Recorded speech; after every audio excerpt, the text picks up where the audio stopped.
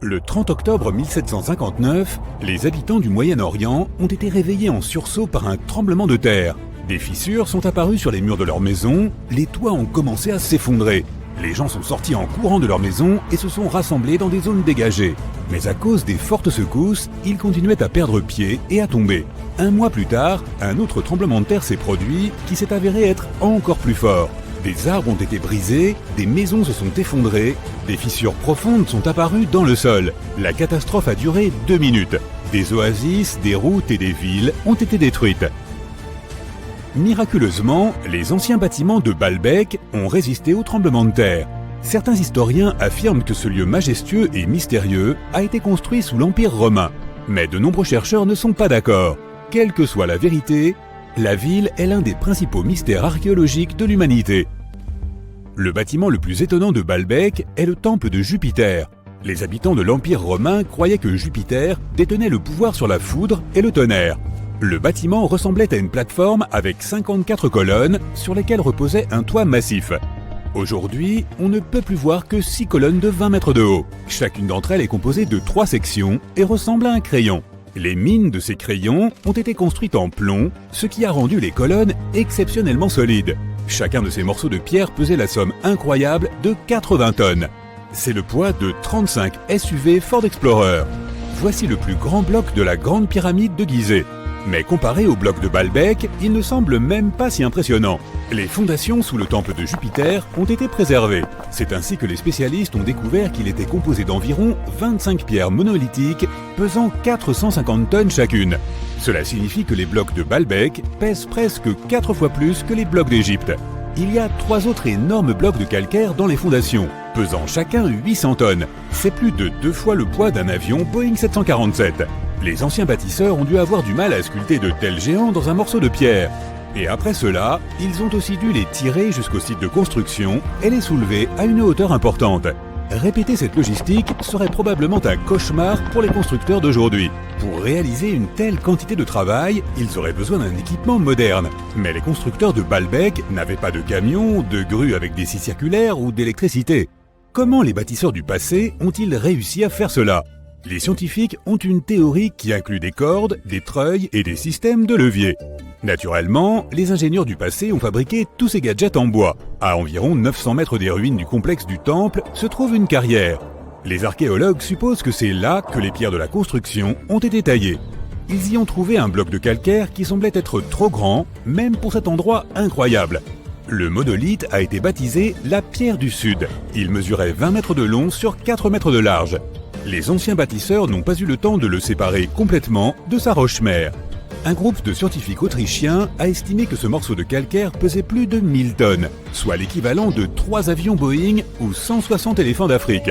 Une autre surprise attendait les archéologues près de la pierre du Sud. C'était un deuxième monolithe pesant plus de 1200 tonnes. Mais les anciens bâtisseurs ne se sont pas arrêtés là. Ils ont continué à travailler. En 2014, dans la même carrière, des archéologues allemands ont déterré un bloc qui pesait 1650 tonnes. Personne n'a encore compris pourquoi les bâtisseurs du passé avaient eu besoin d'un morceau de pierre qui pesait autant que 125 bus scolaires. On ne sait pas non plus comment ils comptaient déplacer ce colosse et pourquoi ils n'ont pas terminé le travail.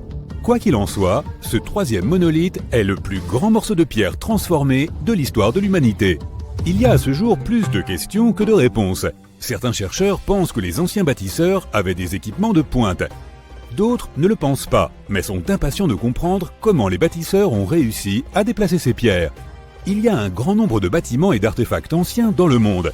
Beaucoup d'entre eux rendent encore les chercheurs perplexes. Près de la pyramide de Djeser, en Égypte, les archéologues ont découvert un réseau de tunnels. Cet endroit s'appelle le Sérapéum. Il contient 24 sarcophages pesant de 70 à 100 tonnes. Les boîtes géantes ont été sculptées dans un seul morceau de granit et recouverts de lourds couvercles. Les sarcophages sont parfaitement symétriques. Au toucher, leurs parois sont aussi lisses que du verre. Même avec notre niveau actuel de technologie, c'est très difficile à réaliser. Mais les anciens Égyptiens ont réussi cet exploit. La coupe de Lycurgue est un artefact inestimable et un exemple de nanotechnologie ancienne. Elle est faite d'un verre qui peut changer de couleur. Si tu mets une source de lumière devant la coupe, elle devient verte. Si la lumière est derrière la coupe, elle devient rouge foncé. Dans ce cas, la figure du roi grec Lycurgue devient violet pâle. Les scientifiques n'ont compris comment ce changement de couleur fonctionnait qu'à la fin du XXe siècle. Grâce au microscope, ils ont détecté des nanoparticules d'argent, d'or et de cuivre. Elles avaient été ajoutées à la matrice de verre. Grâce à cela, tu peux observer un changement de couleur appelé dichroïsme. Fait intéressant, l'or et l'argent ont été broyés en fine poussière. C'est presque impossible à réaliser par accident. Très probablement, les anciens experts savaient parfaitement ce qu'ils faisaient. En Bolivie se trouve un curieux endroit appelé Pumapunku. On dirait que d'anciens géants y ont joué avec un énorme jeu de construction. Et après le jeu, ils ont oublié de remettre les pièces dans la boîte. Mais il n'y avait pas plus de géants autrefois qu'aujourd'hui. Ces énormes blocs de pierre ont simplement été sculptés par d'anciens bâtisseurs, il y a plus de 1500 ans. Certaines des pierres pèsent 100 tonnes. Les blocs ont été apportés à une altitude de près de 3900 mètres depuis la carrière située à 95 km du site de construction. Il n'y a pas de forêt dans cette zone, ce qui signifie que les bâtisseurs n'ont pas pu utiliser d'arbres pour fabriquer des rondins de bois. Le monument appartient à la civilisation Inca, or les scientifiques sont sûrs qu'elle n'avait aucun usage pour la roue. En 1992, les habitants d'un village chinois ont décidé de drainer un étang. Leurs ancêtres l'utilisaient pour laver le linge et attraper des poissons depuis des centaines d'années. Ils ont pompé l'eau sans relâche pendant 17 jours. Au fond du réservoir, ils ont fait une découverte inattendue. Les villageois ont vu l'entrée d'une grotte qui descendait à une profondeur de 30 mètres. Cette incroyable découverte a été baptisée les grottes de Longyu. Des bâtisseurs inconnus avaient creusé des galeries de 30 000 mètres carrés. On y trouve des pièces séparées, des ponts, des bassins et des colonnes qui soutiennent le plafond. Les murs de la grotte sont couverts d'étranges lignes et motifs sculptés. Les scientifiques n'ont pas trouvé d'informations sur l'identité de ceux qui ont creusé les grottes, ni sur la raison pour laquelle ils l'ont fait. La technologie de construction reste également un mystère. Antonio Stradivari a vécu en Italie au XVIIIe siècle. Il crée des instruments de musique. Plus de 600 de ses œuvres ont survécu jusqu'à aujourd'hui. 500 d'entre elles sont des violons. L'un de ces instruments a été vendu aux enchères pour 16 millions de dollars. Les violons fabriqués par ce maître ont un son clair et profond. Les chercheurs n'arrivent pas à comprendre pourquoi les instruments de Stradivarius produisent des sons si uniques. Peut-être est-ce dû au vernis que le maître a utilisé pour recouvrir les violons. La réponse se trouve peut-être aussi dans le bois dont sont faits les instruments. À l'époque, l'Europe avait un climat froid. À cause de cela, le bois est devenu plus dense, et les instruments qui en étaient faits avaient un son particulièrement agréable à l'oreille. Dans la ville indienne de Delhi, il y a un pilier de 7 mètres de haut. Il pèse 6 tonnes et demie et est composé à 98% de fer forgé. Le pilier, vieux de 1600 ans, ne présente aucun signe de rouille ni de dégradation. Les scientifiques pensent que si le monument est si bien conservé, c'est grâce au climat sec et à la composition chimique du métal qui l'a rendu résistante à la corrosion. Et pourtant, les chercheurs ne savent pas comment les forgerons ont réussi à fabriquer un pilier en fer qui ne craigne pas la rouille. Cela semble être un exploit difficile, même pour les métallurgistes modernes. Le rocher Al-Nasla est divisé en deux parties par une fente parfaitement droite. Chaque bloc rocheux repose sur un petit piédestal. Certaines personnes... Ouf! Cet été aura été plus chaud que jamais. Nous avons l'impression d'être des brochettes de guimauve cuites sur le grill. Certes, le monde devient plus chaud, mais certaines régions ont toujours dû lutter contre des températures élevées. Il s'avère que les gens avaient aussi des inventions pour se rafraîchir dans l'Antiquité. Et certaines d'entre elles fonctionnent toujours, même 3000 ans plus tard. Voyons comment les gens se sont protégés de la chaleur tout au long de l'histoire. Mets un glaçon dans ton soda et prépare-toi à découvrir comment les gens survivaient à la chaleur. En parlant de glaçons, sais-tu que les Perses avaient mis au point un système de stockage de la glace? Dans les déserts de la Perse ancienne, les gens ont eu une idée hors du commun pour éviter que leur nourriture ne se transforme en gâchis à moitié fondu. Ces Perses ingénieux sont tombés sur une astuce de physique qui leur a permis de créer de la glace au milieu du désert. Ils ont appelé ces structures yakshals, ce qui signifie en fait puits de glace. Ces puits de glace n'étaient pas des glaciers ordinaires. Ils s'étaient comme des réfrigérateurs souterrains secrets. De l'extérieur, les yakshals ressemblaient à des structures faites de briques et de boue en forme de dôme. Mais à l'intérieur, c'était un tout autre monde. Ces fosses à glace étaient dotées d'un système de refroidissement par évaporation qui fonctionnait comme par magie. La nuit, lorsque le désert se refroidissait, les Perses exploitaient l'effet de refroidissement radiatif. Ils ont aménagé des tranchées intelligemment conçues pour contenir de fines couches d'eau. L'eau gelait, défiant la chaleur du désert. Il y avait aussi des aires de stockage souterraines. Les Perses récupéraient de l'eau glacée qui fondait dans ces tranchées fraîches et, pendant la nuit, ils la congelaient à nouveau, tirant ainsi le meilleur parti possible du refroidissement naturel du désert.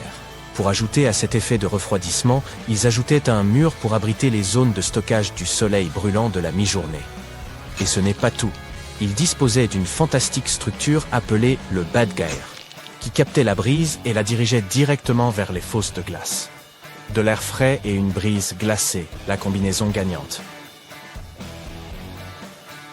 Ils disposaient même de canaux complexes, appelés des kanates, pour acheminer l'eau des montagnes voisines jusqu'aux puits de glace et aux maisons.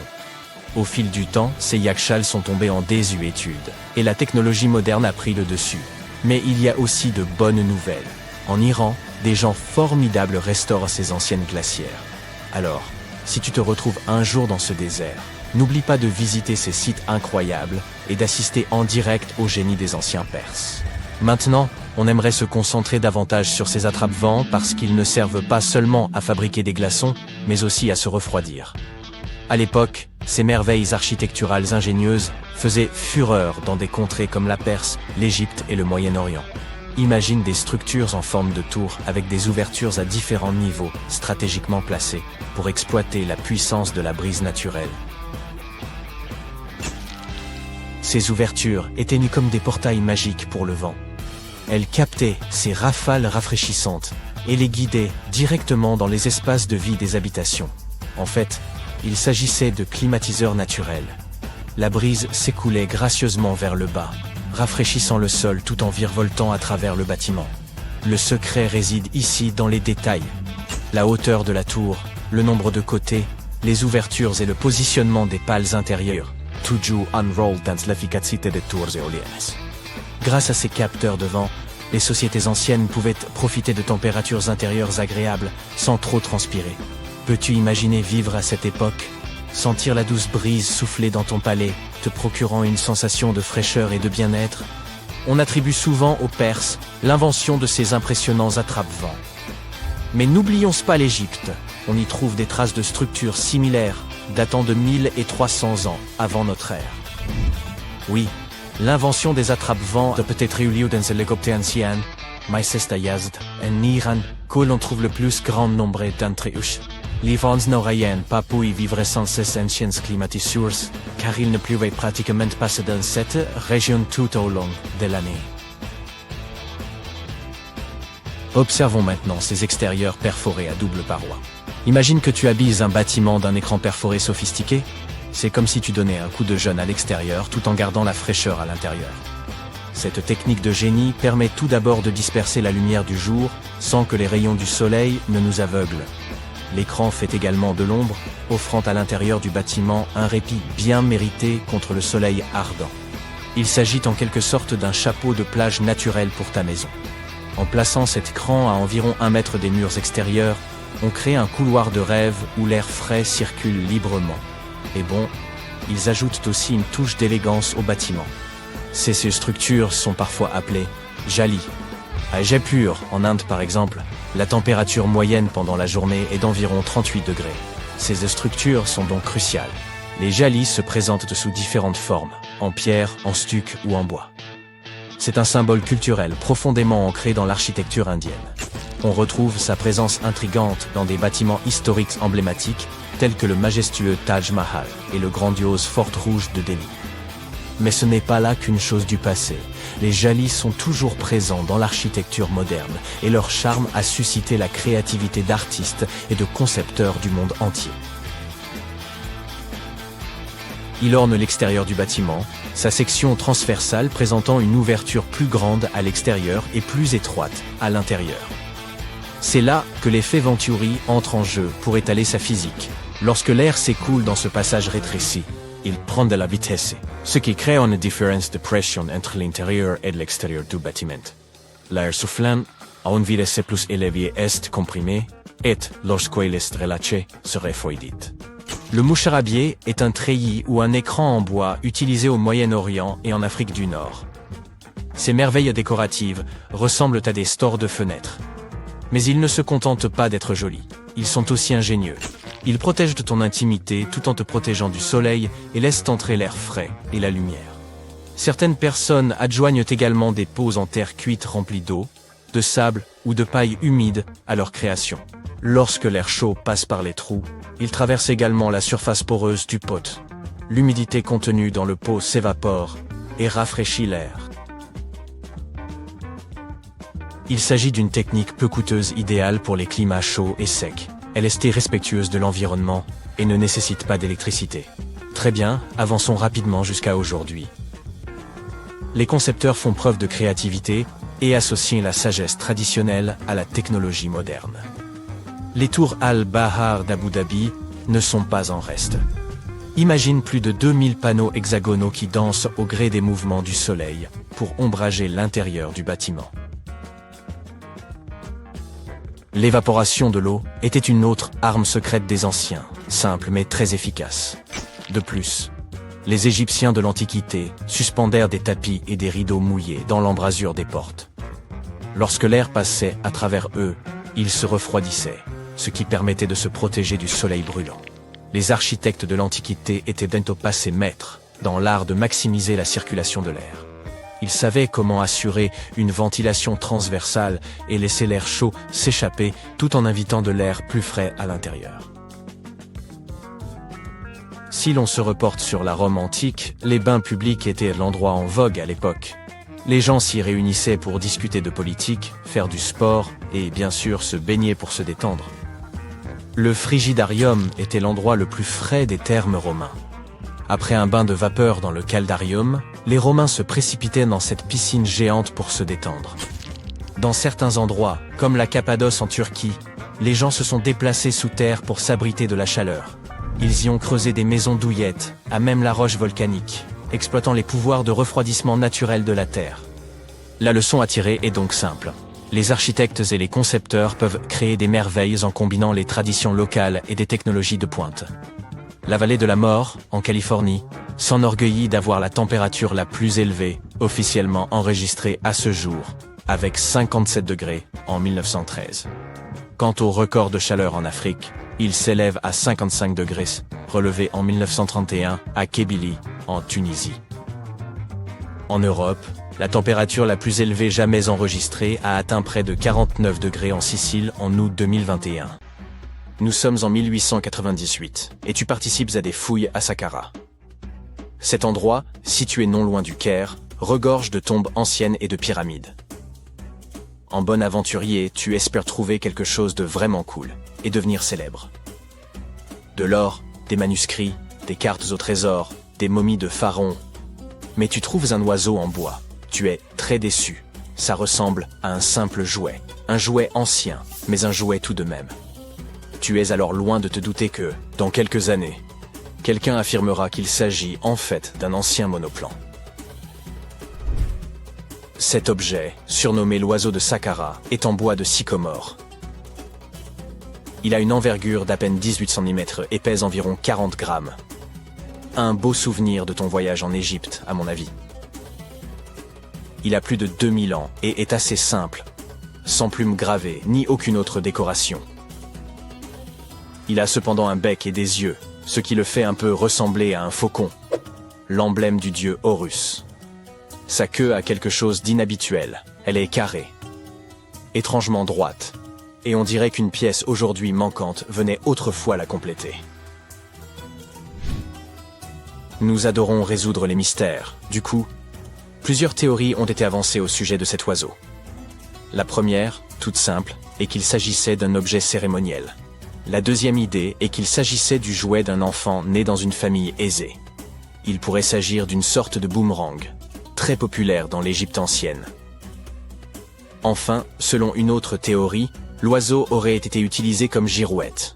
Mais cette théorie n'a pas été retenue, car la figurine ne présente aucun trou ou marquage, à l'exception de celui qui a été fait au musée du Caire pour la fixer sur son socle.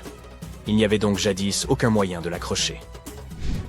Près d'un siècle après la découverte de l'oiseau, l'égyptologue Khalil Messia a proposé une nouvelle théorie selon laquelle il pourrait s'agir d'un modèle de monoplan. Selon lui, il manquait à l'oiseau un empennage horizontal. Par ailleurs, ses ailes étaient placées à angle droit, comme celles des avions modernes. Cela aurait pu servir à générer la portance aérodynamique nécessaire au vol. Le docteur Messia a également affirmé qu'il était courant à l'époque de placer des modèles miniatures d'inventions technologiques dans les tombes. Les anciens Égyptiens ont-ils vraiment inventé l'avion en 200 avant notre ère? Cela aurait beaucoup contrarié les frères Wright, que l'on considère comme les inventeurs de l'aviation. Ils n'ont effectué leur premier vol qu'en 1903. Afin de nous en assurer, il nous faudrait tester le modèle. Mais le musée égyptien ne laisserait probablement personne lancer en l'air cette précieuse pièce de collection. C'est pourquoi le concepteur de planeur, Martin Grégory, a construit un modèle similaire, cette fois en balsa, et a pu conclure que même avec un empennage horizontal, cet avion n'était pas très performant. Affaire résolue. Et non. Une chaîne de télévision n'a pas trouvé cela convaincant et a donc invité un expert en aérodynamique à construire une autre réplique de notre oiseau. Il l'a testé dans des conditions similaires à celles de l'Égypte ancienne, et a été impressionné par ses capacités. Ainsi, si le prototype d'un avion a bien été inventé à l'époque des pharaons, il s'agirait d'un opart, ou objet manufacturé incongru, en français. Soit un objet anachronique, en avance sur son temps en termes de technologie ou d'histoire. Et l'oiseau de Saqqara n'est pas le seul exemple d'une telle chose. En 1901, un groupe de plongeurs a découvert la machine d'Anticythère dans une épave sous-marine près de l'île grecque du même nom. On l'a surnommée le premier ordinateur analogique du monde. Et on pense qu'elle date d'environ 100 ans avant notre ère. Le mécanisme en bronze pouvait indiquer la position du Soleil, de la Lune, des planètes et des étoiles, ainsi que les phases lunaires, les dates des prochaines éclipses solaires, et même la vitesse à laquelle la Lune se déplace dans le ciel. Personne ne sait exactement qui l'a utilisé, ni comment ou où il a été fabriqué. Mais il est évident qu'il était extrêmement précis et bien trop avancé pour son époque. Les premières toilettes à chasse d'eau ont-elles été inventées au XXe siècle? Et non. Les Minoens de Crète et la civilisation de la vallée de l'Indus ont mis au point cette super invention à peu près à la même époque, il y a environ 4000 ans. Leur modèle de plomberie était si bien conçu qu'il a fallu attendre 2000 ans avant de voir apparaître quelque chose d'aussi performant. Une ancienne toilette minoenne a été découverte dans le palais de Knossos. Elle était équipée d'un siège de bois placé juste au-dessus d'un tunnel qui conduisait l'eau d'un réservoir vers un égout souterrain. D'autres toilettes nécessitaient un apport d'eau à l'aide de cruches. Seuls les riches pouvaient s'offrir un tel luxe. À l'époque, si tu possédais un bien immobilier, les toilettes chasse d'eau étaient le signe de ton appartenance aux plus hautes sphères. Les portes automatisées étaient une chose nouvelle en 1931. Mais la technologie qu'elles utilisent est en fait beaucoup plus ancienne. Elle date du 1er siècle de notre ère. Le mathématicien et ingénieur Héron d'Alexandrie imagina à cette époque un système capable d'ouvrir et de fermer les portes. Pour faire fonctionner son invention, il fallait allumer un feu. Un pot en laiton était placé sous le feu, à moitié rempli d'eau. Le pot était ensuite relié à des récipients qui servirent de poids. Grâce à la chaleur, l'eau se déplaçait dans les récipients qui descendaient et tiraient sur les cordes.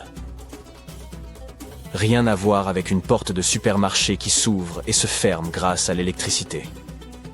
La porte de Héron mettait des heures à s'ouvrir, et il n'y avait aucun moyen d'arrêter le processus.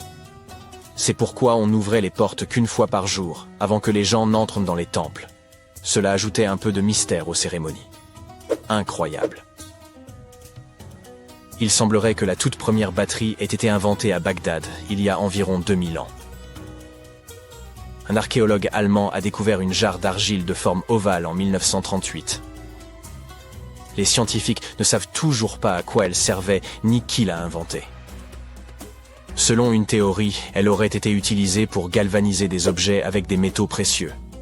Lorsqu'elle était remplie d'un acide faible, comme du vinaigre, la batterie produisait environ 1 volt. Selon une autre théorie, il s'agirait d'un récipient destiné à recevoir des rouleaux sacrés. Que dirais-tu de lentilles de contact conçues par Léonard de Vinci? En 1508, il inventa une lentille de verre munie d'un petit entonnoir. Il n'y avait qu'à verser de l'eau à l'intérieur, et cela améliorait la vision. Mais ce n'était pas super pratique. 100 ans plus tard, René Descartes décida d'améliorer cette idée. On dit lentilles de contact, parce qu'elles sont censées entrer en contact avec les yeux, tu vois? Ce tube de verre rempli de liquide permettait une meilleure vision. Mais il était hélas impossible de cligner des yeux. 2 siècles et demi plus tard. La technologie du verre permit aux scientifiques de concevoir des lentilles qui s'inséraient dans l'œil et permettaient même à leurs porteurs de cligner des yeux. Une belle invention. Toutefois, ces lentilles étaient fabriquées en verre soufflé et l'œil ne pouvait pas respirer. Une 50aine d'années plus tard, les concepteurs adoptèrent le plastique, plus léger, incassable et résistant aux rayures, même si les lentilles couvraient encore l'œil entièrement. Ce n'est qu'en 1948 qu'un certain Kevin Tuohy ponça une lentille en plastique et se rendit compte qu'elle restait en place même en ne couvrant que la cornée. Imagine-toi vivre dans le Londres du 19e siècle et avoir besoin d'envoyer un message à New York. Cela prenait alors une dizaine de jours. Du coup, lorsqu'en 1858 les délais passèrent de quelques jours à quelques heures, ce fut une véritable révolution. Le premier message fut envoyé par la reine Victoria elle-même, grâce à un câble télégraphique transatlantique qui passait sous l'océan. Hélas, cette invention ne survécut que quelques semaines. Et il fallut attendre des années pour qu'on puisse à nouveau s'en servir. Tartessos, une société mystérieuse et très avancée qui a autrefois prospéré, puis disparu soudainement sans crier gare. Mais avant leur disparition totale, ils ont accompli des rituels étranges, comme s'ils cherchaient à se protéger de quelque chose. Qu'a-t-il bien pu leur arriver? Essayons de le découvrir ensemble. Nous nous rendons dans le sud-ouest de l'Espagne, il y a environ 2500 ans. Autrefois se trouvait ici une splendide cité, le centre de commerce de Tartessos. Imaginez un temple au cœur d'une ville désertée, un édifice monumental de 2 étages à couper le souffle. Une puissante odeur de viande grillée emplit l'air, et la fumée s'élève haut dans le ciel, embaumant tout le sanctuaire. Le soleil s'est déjà couché. Il est temps de se préparer pour le rituel. Nous pénétrons dans l'ancienne salle monumentale. À l'intérieur, des centaines de personnes se rassemblent autour d'une longue table en bois, ornée de poteries délicates et de bols faits de bronze. Ils boivent et festoinent. Ces gens s'amusent bien plus que les animaux à l'extérieur du bâtiment qui sont en train d'être préparés pour le rituel. Chevaux, vaches, cochons, ânes et même des chiens. Tous ont été amenés ici pour apaiser les divinités. Et ce qui se passe après le rituel est encore plus incroyable. À la fin de la cérémonie, les gens saisissent des torches et incendient tout le bâtiment. Tout est réduit en cendres et en braises rougeoyantes. Et lorsque les dernières s'éteignent, on attrape des pelles et on commence à ensevelir l'endroit. Il leur faudra plusieurs jours pour enfouir l'ancien sanctuaire sous des tonnes de terre. Ils travaillent sans relâche. À certains endroits, l'épaisseur des couches de boue et d'argile atteindra plus de 4 mètres. Puis, ces gens, les derniers Tartésiens connus, quittent simplement l'endroit et disparaissent de notre monde, pour toujours. Mais que s'est-il passé? Pourquoi ont-ils fait tout cela? Commençons par le commencement. Tartessos a été mentionné pour la première fois dans des textes grecs et romains il y a plusieurs milliers d'années. Mais pendant longtemps, nous ne savions pas exactement de quoi il retournait. Toutes ces descriptions étaient aussi confuses que contradictoires. Certains archéologues pensaient que Tartessos était un port maritime. D'autres croyaient qu'il s'agissait d'une rivière ou d'un réservoir. Certains allaient même jusqu'à suggérer un lien avec la mythique Atlantide, une idée vite rejetée par la communauté scientifique, faute de preuves. Mais aujourd'hui, enfin, nous connaissons la vérité. Tartessos était une ancienne civilisation située sur la péninsule ibérique, l'une des régions les plus méridionales d'Europe. Elle a prospéré du 9e au 5e siècle avant Jésus-Christ, avant de disparaître soudainement, il y a environ 2500 ans. Cette civilisation était prospère. La région possédait d'importantes réserves de métaux, se favorisant une économie florissante. De l'argent, du cuivre, du plomb et d'autres ressources étaient extraits des montagnes locales de la Sierra Morena. Presque tous les habitants s'adonnaient au commerce, une activité répandue chez eux. N'est-il pas étrange qu'il reste si peu de traces de leur existence ? Peu de monuments de leur culture ont subsisté jusqu'à aujourd'hui. En tout, les scientifiques ont pu identifier environ 20 sites archéologiques liés à Tartessos à travers toute l'Espagne. 3 d'entre eux ont été mis au jour dans la vallée du Guadiana.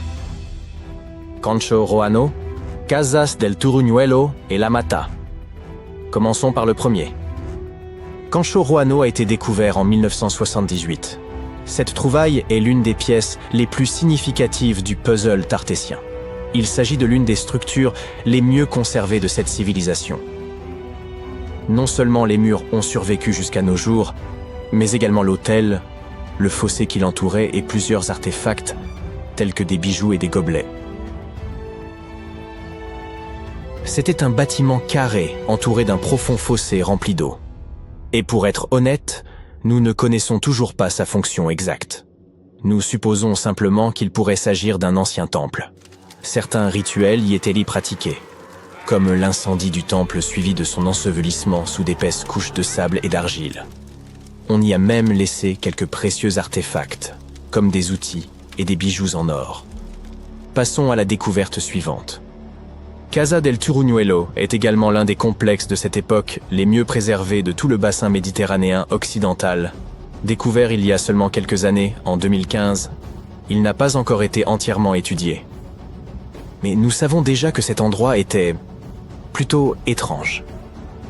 Casas del Turuñuelo était un bâtiment somptueux et non un simple campement.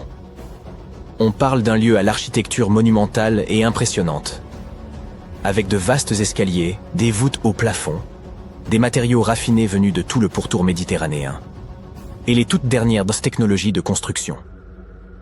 C'était censé être un lieu de pouvoir, peut-être même un palais. Et oui, cet endroit est également devenu le décor de terribles rituels. On ne sait pas vraiment si les Tartessiens avaient dans l'intention de détruire ce lieu magnifique dès le début, mais c'est ici qu'ils ont réalisé le plus grand rituel de la région, impliquant plus de 50 animaux, y compris les plus précieux, les chevaux, qui étaient leur seul moyen de transport. Le fait qu'ils aient de sacrifier leurs chevaux peut indiquer qu'ils prévoyaient de rester ici pendant un certain temps. Peut-être espéraient-ils apaiser les dieux et s'établir sur ces terres. Le rituel a été réalisé exactement tel qu'ils le souhaitaient. Et, tout comme Concho Roano, l'endroit a également été incendié. Une fois le rituel achevé, les habitants ont enseveli le site et sont repartis, disséminés à travers la péninsule ibérique. Aujourd'hui, c'est un lieu tranquille et déserté. Tout comme Concho Roano, il se dresse ici intact depuis plus de 2000 ans. Notre dernière découverte est celle de la Mata, mise au jour bien plus tôt que les deux autres, en 1930. La ressemblance entre elles est frappante, car la Mata a connu le même sort. Elle a été incendiée et oubliée pendant des siècles. Tout cela reste très étrange. Il semble que les Tartessiens fuyaient quelque chose. Peut-être que des événements les ont poussés à construire ces salles de banquet et à organiser des rituels à grande échelle. Ils ont pu croire que les dieux s'étaient détournés d'eux et auront tenté de les apaiser. Mais hélas, cela n'a pas fonctionné. En conséquence de quoi, ils ont été contraints de quitter leur temple et ont vite disparu à jamais. Et d'ailleurs, pourquoi ont-ils disparu après tout? Eh bien, c'est un autre mystère de cette civilisation. Une des questions les plus importantes est, savaient-ils qu'ils allaient disparaître ou cela a-t-il été inattendu? Ont-ils essuyé une catastrophe soudaine à laquelle ils tentèrent d'échapper? Ou était-ce autre chose? Les scientifiques ont plusieurs théories à ce sujet.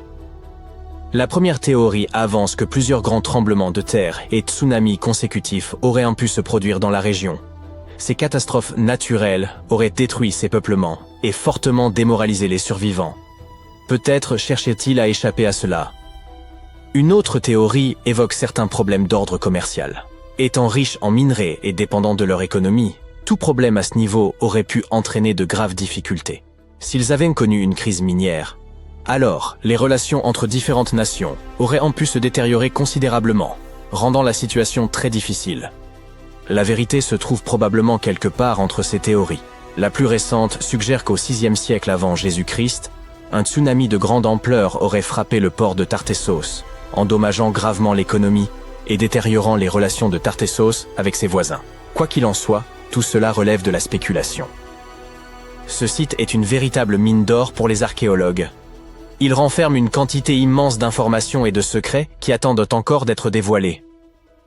Les Tartésiens n'avaient aucune idée qu'en enterrant leurs artefacts, ils offraient un cadeau inestimable aux futurs chercheurs. Et tandis que les scientifiques poursuivent leurs recherches, nous pouvons d'ores et déjà admirer les découvertes faites jusqu'à présent. Les amateurs d'histoire peuvent admirer des outils tartésiens, des figurines de chevaux et des pièces en ivoire décorées au musée archéologique de Badajoz. Espérons que dans le futur, les archéologues en apprendront davantage sur cette civilisation et que nous découvrirons enfin ce qui leur est arrivé. Il fait nuit, et tu t'apprêtes à pénétrer dans la dernière demeure du pharaon Toutankhamon. Tu n'as pas de torche, mais tu t'es au moins muni d'une lampe de poche. Tu descends plusieurs étages et tu remarques que les murs sont gravés de hiéroglyphes et de ce qui ressemble à un sort. Le sort dit « Ceux qui emporteront quoi que ce soit de cet endroit seront maudits ». Même si tu n'y crois pas vraiment, ça te fait un peu peur. Tu trouves une énorme porte en pierre. Est-ce un piège? Tu réussis à l'ouvrir, mais non, derrière, la salle est vide. Tu consultes ta carte. Il semble que tu suives la bonne direction. Au bout de plusieurs heures, tu comprends que tu es pris au piège dans un labyrinthe. Tu essayes de revenir sur tes pas, mais tu ne trouves plus la porte par où tu es entré. Ça y est, te dis-tu, tu es tombé dans le piège du pharaon. Et tu n'as rien apporté à manger. Nous avons tous vu des films hollywoodiens dans lesquels le personnage principal explore des ruines et se trouve confronté à des pièges très dangereux, n'est-ce pas? On nous a répété que la royauté égyptienne protégeait ses dernières demeures à l'aide de scorpions et de serpents venimeux, de portes coulissantes qui vous emprisonnent à vie et d'immenses rochers qui écrasent tous ceux qui se trouvent sur leur chemin. Mais ces pièges étaient-ils vraiment réels? Je regrette d'avoir à te l'annoncer, mais il ne s'agit que de fiction. Ces pièges sont trop complexes techniquement pour que des civilisations anciennes aient pu les concevoir. Mais ça ne veut pas dire qu'il n'y avait pas de pièges du tout. Les civilisations anciennes, comme celles des Égyptiens et des Mayas, construisaient des monuments qu'elles dédiaient à leurs grands morts. Ces structures témoignaient souvent de la position qu'occupait la personne dans la société. Ainsi, pour les personnes vraiment importantes, les VIP de leur époque, on bâtissait d'immenses monuments qui abriteraient leurs dépouilles longtemps après leur disparition. Certaines de ces civilisations croyaient que la vie se poursuivait de l'autre côté du voile. C'est pourquoi on enterrait les gens avec leurs possessions. S'ils étaient riches et puissants, les sépultures étaient remplies d'or et de richesses. Imagine maintenant que tu vives en Égypte ancienne. Tu sais exactement où se trouvent tous les tombeaux des pharaons et tu as entendu des rumeurs sur les grandes richesses conservées dans ces lieux. Peut-être serais-tu tenté d'aller y jeter un coup d'œil ? Il s'agit de grandes salles remplies du sol au plafond d'objets d'or, de bijoux et même d'argent. C'est vrai, c'est tentant. Et comme il n'y avait pas de gardien pour protéger l'entrée de ces lieux, les Égyptiens devaient faire preuve d'imagination pour préserver ces trésors. Les pièges étaient une solution très pratique. On construisait par exemple des salles vides à l'intérieur des monuments afin de confondre les voleurs. Examinons la dernière demeure d'Amenhotep III. Elle fut construite dans la ville de Luxor, dans un wadi secondaire de la vallée des rois. 2 ingénieurs français ont découvert le monument entre 1905 et 1914.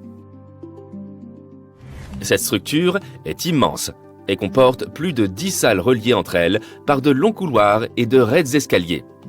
La salle du roi est la mieux dissimulée, et avant de la trouver, un étranger sera perdu plusieurs fois dans ce sombre dédale. D'autres pharaons ont tenté de protéger leurs richesses en faisant construire des monuments dont les faux planchers dissimulaient des trous d'une profondeur pouvant aller jusqu'à 6 mètres. Les visiteurs indésirables étaient ainsi découragés dans leurs recherches en voyant s'ouvrir le sol en chemin vers la chambre du roi. Outre les faux planchers, ils excellaient à construire de véritables labyrinthes de couloirs et de fausses murailles. Et les voleurs pouvaient mettre des heures avant de trouver la riche sépulture. Quant aux serpents venimeux, il est probable qu'ils soient venus d'eux-mêmes s'installer dans les fosses de ces monuments. Et sans doute ne restaient-ils pas très longtemps. Comment ces reptiles auraient-ils pu survivre des années durant sans nourriture dans cet obscur intérieur ? Oui, il s'agit donc bien encore d'une légende inventée par Hollywood.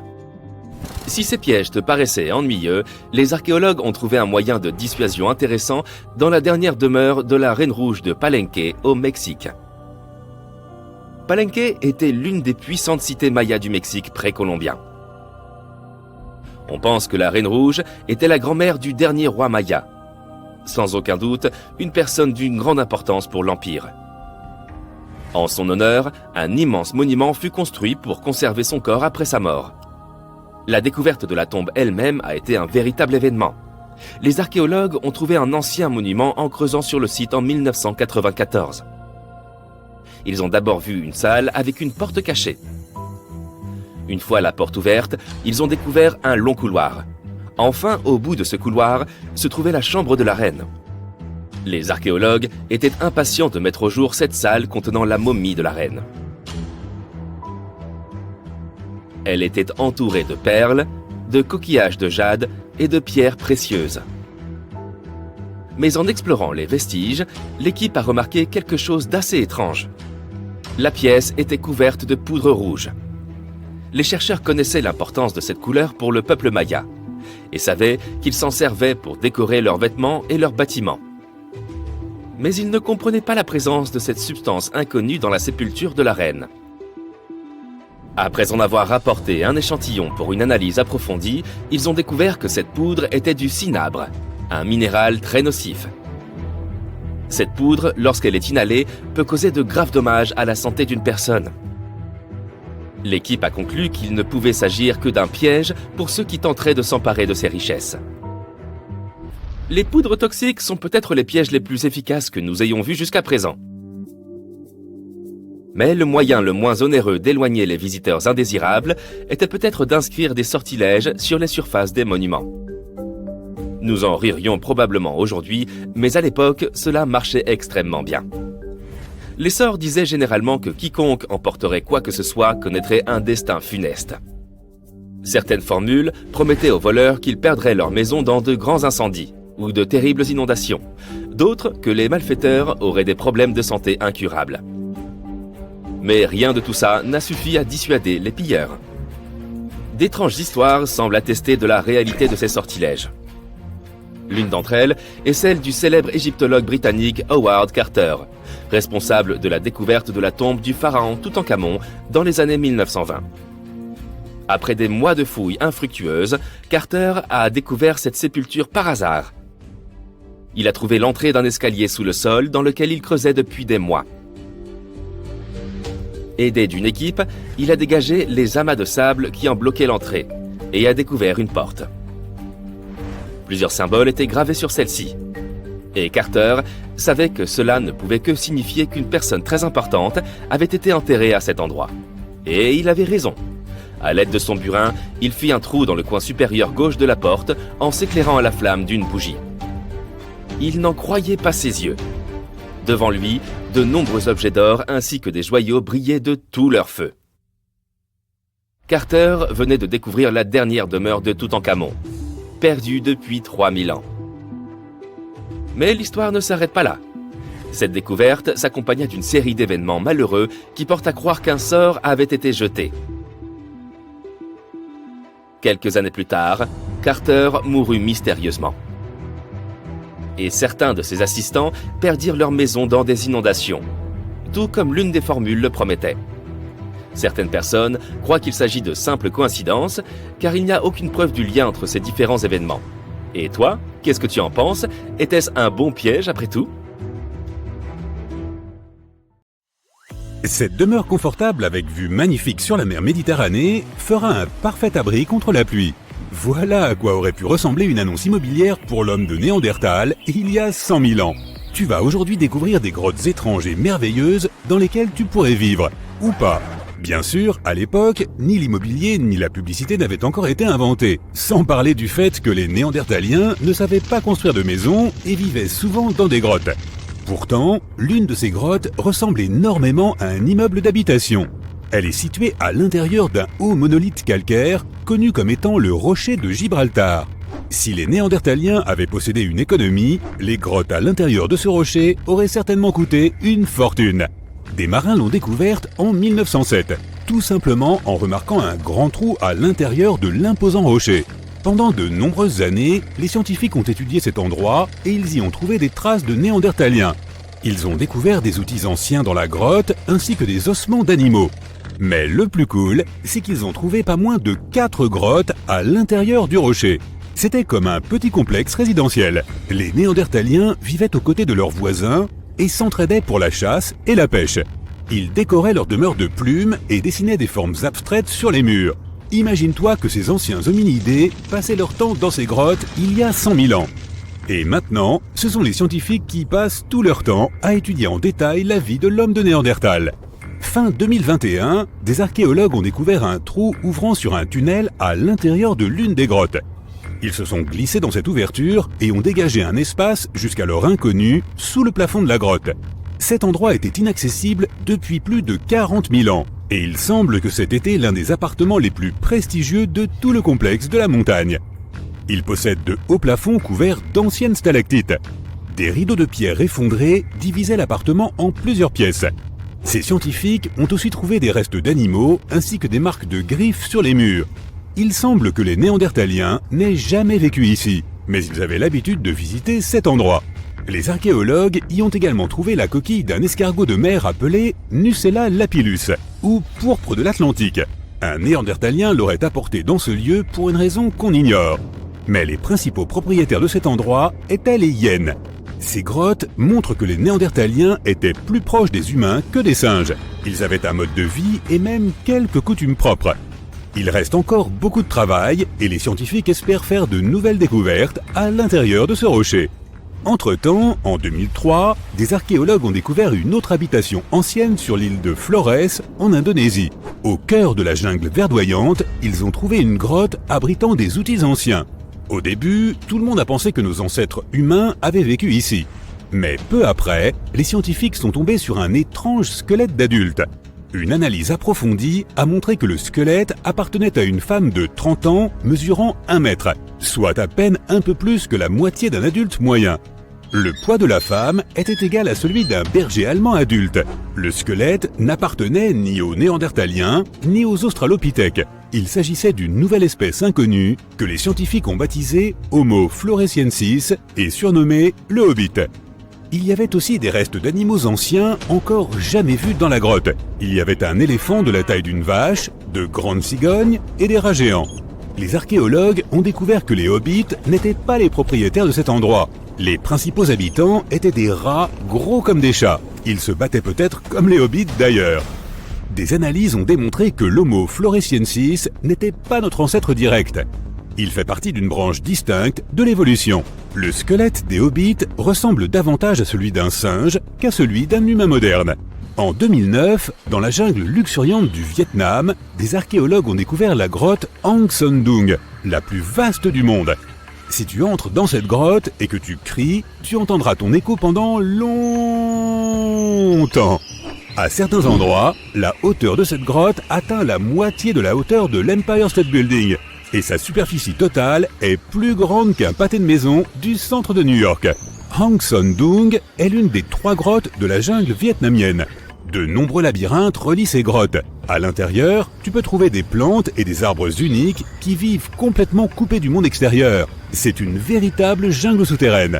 À certains endroits, on trouve des plafonds effondrés qui laissent entrer la lumière du soleil. En plus de la flore peu commune, tu y verras de très anciennes stalactites. Certains dépôts de calcaire ont plus de 450 millions d'années. Ils étaient là avant même l'apparition des dinosaures. Il y a aussi de nombreuses rivières dans la grotte. L'eau de pluie qui tombe par les trous des plafonds les a formés au cours des siècles. Ces ruisseaux rapides ressemblent au toboggan d'un parc aquatique. Ils conduisent à des labyrinthes souterrains que personne n'a encore vus. Les scientifiques n'ont étudié qu'une petite partie de toutes ces grottes.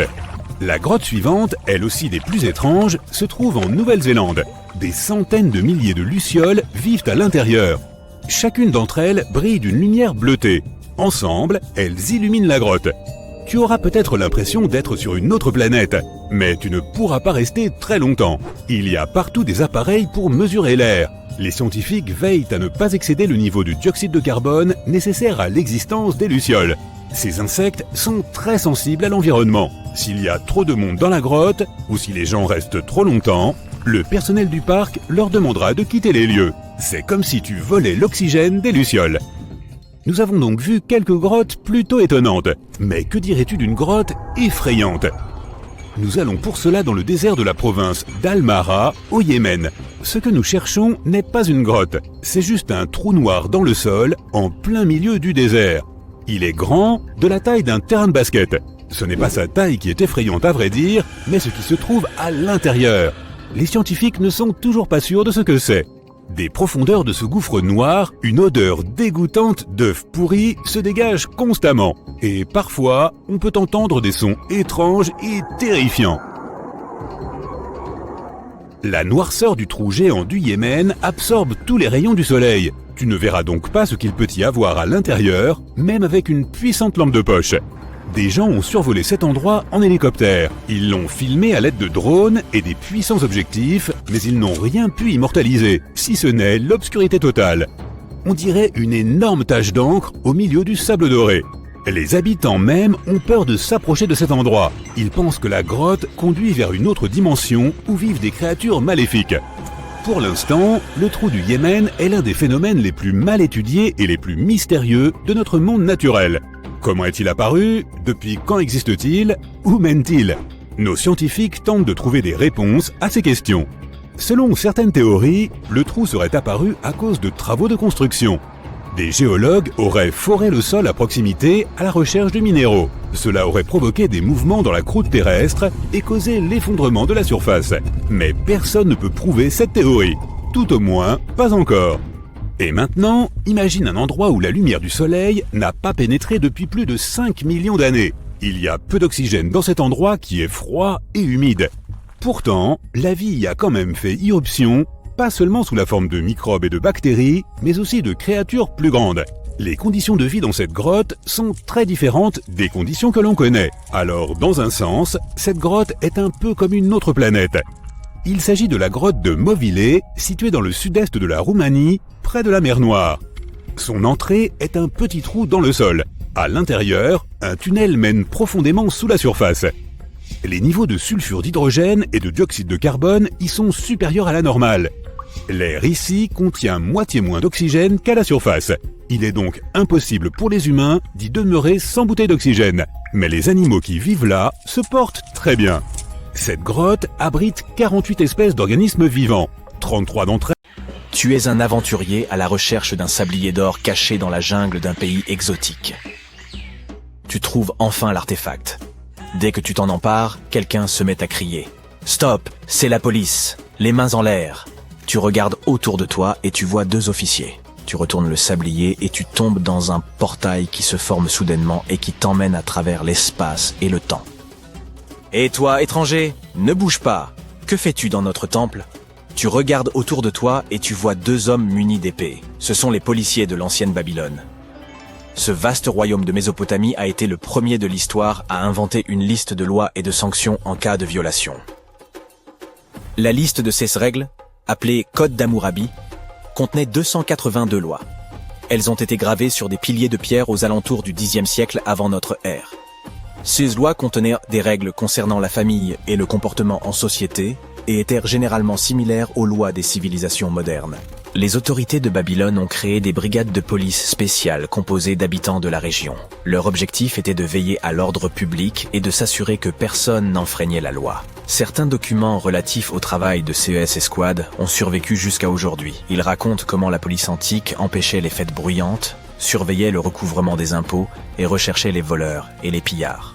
En général, leur routine était similaire à celle de la police moderne. Ils gardaient Tilepo et temple et veillaient à que rien ne leur soit volé. Tu es maintenant dans leur temple, avec le sablier d'or dans les mains. Le sable s'écoule et tu te téléportes à un autre endroit. Nous sommes au XIVe siècle. Tu te trouves au Nigeria, dans une plaine brûlante, sous un soleil de plomb. Tu entends quelqu'un s'approcher de toi par derrière.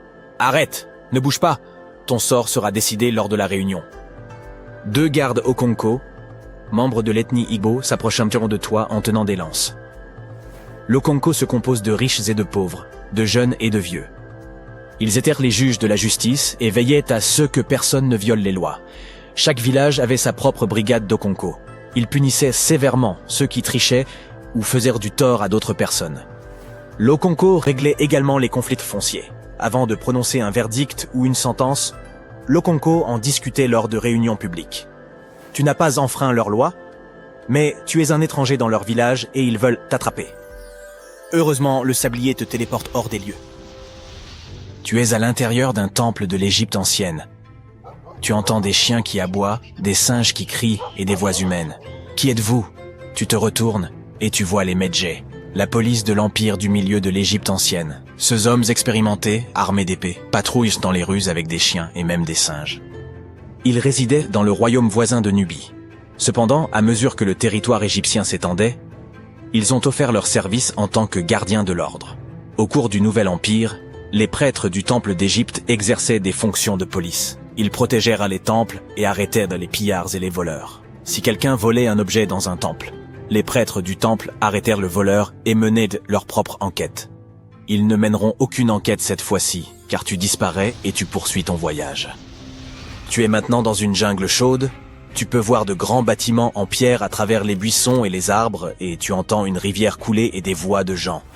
Tu es à côté d'une grande zone agricole. On dirait une civilisation moderne dans une forêt tropicale. Mais nous sommes au XVe siècle, dans l'Empire Inca, sur la côte sud-américaine. Ici, les policiers sont appelés Tokrikok, ce qui signifie « celui qui voit tout ». 2 Tokrikok passent à côté de toi sans rien te dire. L'Empire Inca disposait d'un système juridique développé, et personne ne pouvait t'arrêter juste comme ça. Celui qui accuse une autre personne d'avoir violé la loi doit être d'un rang supérieur à celui de l'accusé. Les Tokrikok étaient donc les personnes les plus haut placées dans les villes.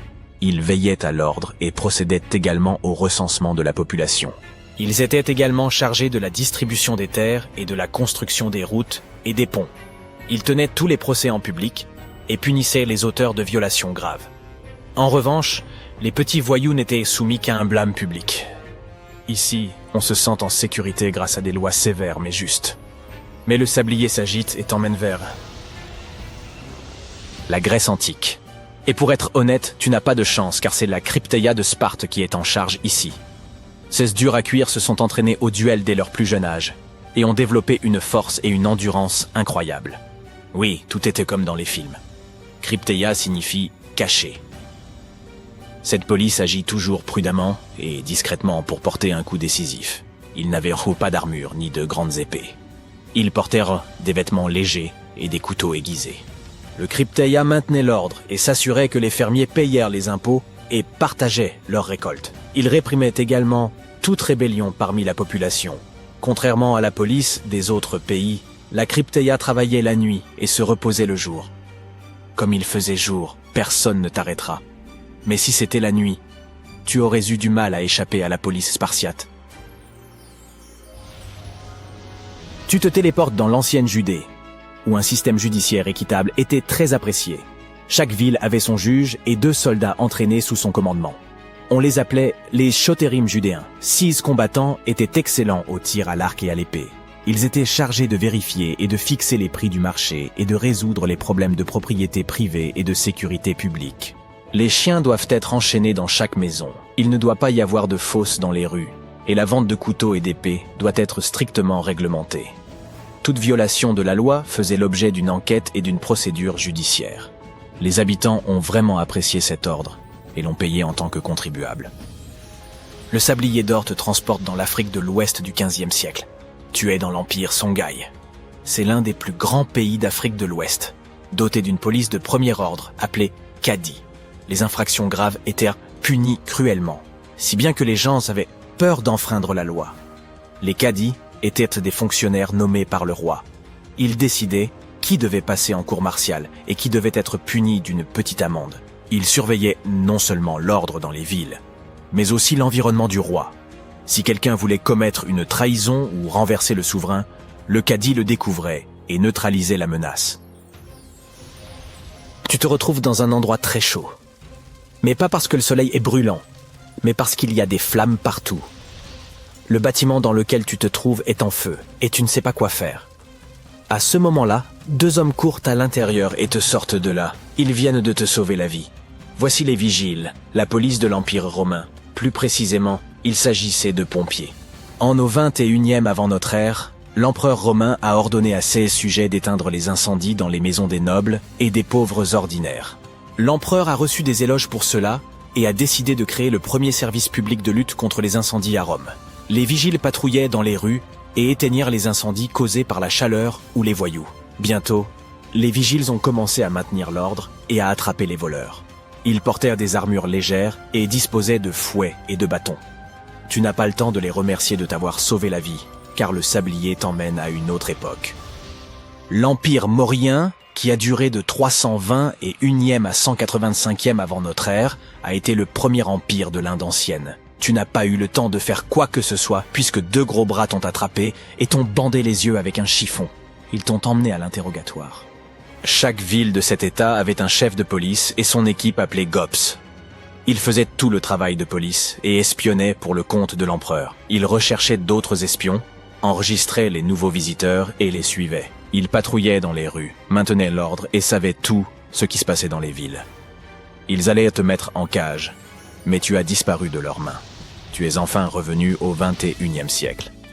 Il n'y avait plus de sable dans la partie supérieure du sablier. Tu envisages donc de commettre un petit volume pour voir comment la police moderne réagirait. Mais le sablier réapparaît et te dépose en prison pour que tu puisses voir les choses de près. Puis tu te réveilles. On estime que Fantasmagorie est le premier dessin animé de l'histoire. Il a été réalisé en 1908 et c'est l'un des premiers modèles de films d'animation dessinés à la main. Mais savais-tu que les peuples anciens amusaient déjà leurs enfants avec des dessins animés il y a environ 2,6 millions d'années?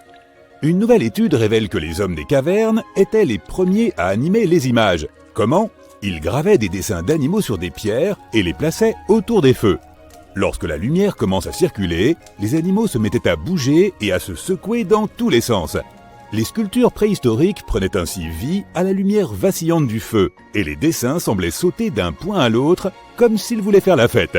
Imagine à quel point il était amusant pour les familles préhistoriques de s'asseoir autour d'un feu et de créer ces sculptures animées.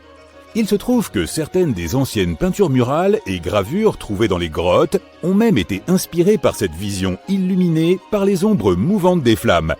En gros, ces sculptures d'antan prenaient vie lorsque la lumière du feu les touchait, et les chercheurs ont réalisé un film montrant cet effet génial sur un modèle 3D de certaines gravures de chevaux. L'étude indique que notre cerveau est câblé pour visionner les choses en mouvement sous une lumière changeante, ce qui explique pourquoi ces gravures ont probablement eu une grande importance pour nos ancêtres. En d'autres termes, les hommes des cavernes se disaient « Eh, gravons des trucs sympas sur ce rocher, et quand on allumera un feu, on aura l'impression que ça bouge. » Et maintenant, ces scientifiques se sont dit « C'est fantastique, faisons un film pour vous expliquer tout cela, mesdames et messieurs. » Andy Needham et ses coéquipiers ont utilisé les technologies modernes de numérisation et de réalité virtuelle pour étudier 50 roches plates et sculptées appelées plaquettes faites de calcaire.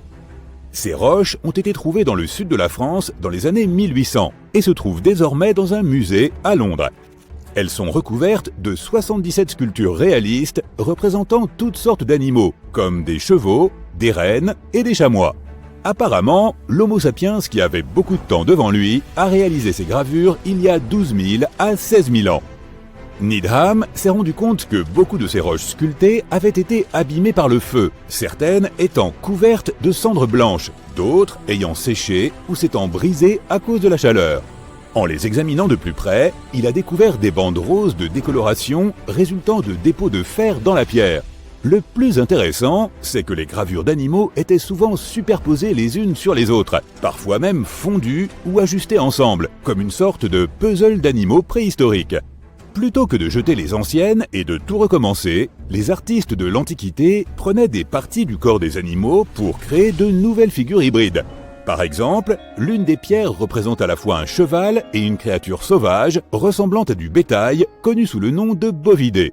Dans ce chef-d'œuvre de l'art préhistorique, l'abdomen et le cou du cheval deviennent le dos et le cou du bovidé, tandis que la tête du cheval forme l'oreille du bovidé. Quelle façon créative de recycler!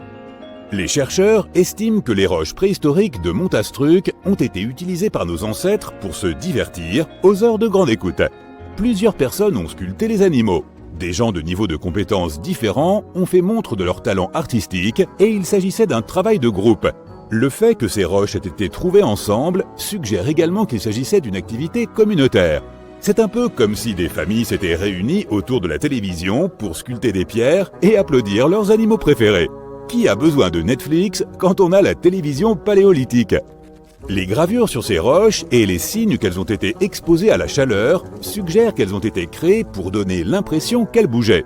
Parfois, on voit des animaux différents dans des poses différentes, de sorte que l'un d'eux s'animait, puis un autre et encore un autre. C'est comme une version de Disney à l'âge de pierre. Des techniques similaires pourraient avoir influencé certaines peintures rupestres anciennes, comme celle de l'époustouflante grotte Chauvet dans le sud-est de la France. Les portraits d'animaux y sont également superposés, et certains semblent avoir été chauffés par des feux situés sous eux, ce qui signifie que nos ancêtres préhistoriques auraient pu être les premiers animateurs au monde. Très bien, puisque nous avons parlé de l'activité de loisir préférée de nos ancêtres, faisons un voyage dans le temps pour découvrir les jouets les plus anciens du monde. L'un des joujoux les plus antiques découverts est une simple balle en argile trouvée dans les ruines de l'ancienne Mésopotamie. Cela peut sembler être un vulgaire gadget, mais nos ancêtres s'amusaient avec dès 3000 ans avant notre ère. À l'époque, ils n'avaient pas de jeux vidéo fantaisistes ou de jeux de société élaborés, alors un ballon était le summum du divertissement. Mais les Mésopotamiens n'étaient pas les seuls à s'amuser. Dans la Grèce antique, les enfants se divertissaient avec des poupées en argile. En Égypte, les enfants avaient des jouets en forme d'animaux, mais aussi des poupées fabriquées à partir de matériaux comme l'argile, le papyrus et l'ivoire. Et le plus impressionnant, elles avaient des membres mobiles. Et oui, nos lointains aïeux jouaient déjà avec des mannequins articulés avant que cela ne devienne cool. Mais il n'y a pas que le plaisir qui compte. Les jouets avaient aussi un but pratique à l'époque. En fait, de nombreux jouets découverts par les archéologues étaient utilisés pour enseigner aux enfants des connaissances importantes. Par exemple, les petits Égyptiens manipulaient des poupées qui avaient la forme de docteurs, ce qui les aidait à se familiariser avec la médecine et les soins de santé. Et n'oublions pas les jouets qui servaient à former les futurs guerriers. Dans la Chine antique, les enfants jouaient avec des chevaux et des chars miniatures, ce qui les aidait à se préparer à une vie de combat. En voilà une chouette manière de prendre une longueur d'avance pour ta carrière. Passons maintenant aux jeux primitifs qui existent depuis plus de 5000 ans.